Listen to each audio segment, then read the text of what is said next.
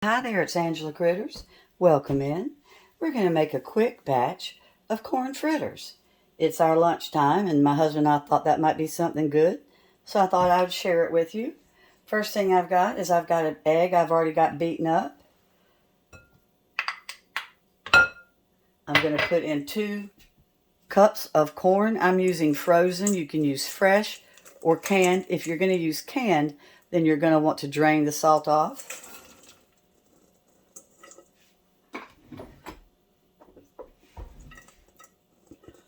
These are so good, and you can shake them up. You can put in what you want. Some people even put black beans in their corn fritters. So there's my corn, and I've got some spices. Now, it does call for coriander, and I was out. So when you're calling for coriander, you can use some parsley, and you add cumin. So I've got some chives as well. I've got smoked paprika, a little bit of dried onion, a minced onion, and I've got some of my Lowry's seasoned salt pepper, because you're supposed to use salt and pepper.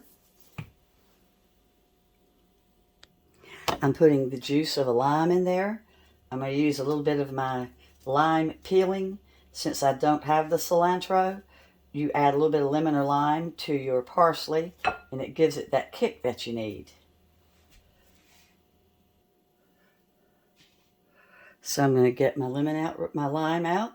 It calls for the juice of the lime, but if you don't have lime, you are welcome to use lemon.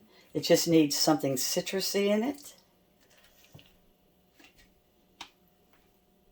I really love cooking with citrus. It really enhances flavors so much. Any opportunity I have to use lemon or lime, I'm always so excited to do so.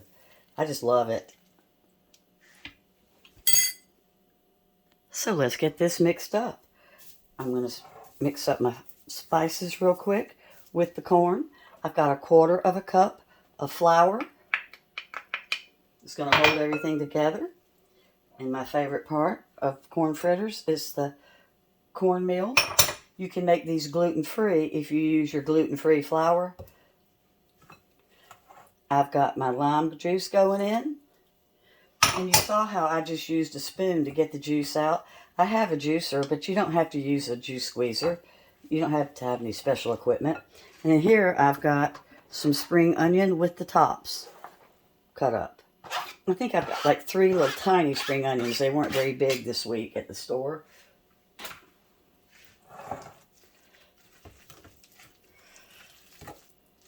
And then after you mix it up, you let it sit for a few minutes and kind of come together before you heat up your griddle.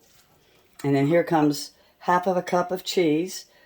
It calls for Parmesan. We don't have any Parmesan, but it also says in my recipe that you can use whatever cheese you prefer. So we're going to use a little bit of white, sharp cheddar.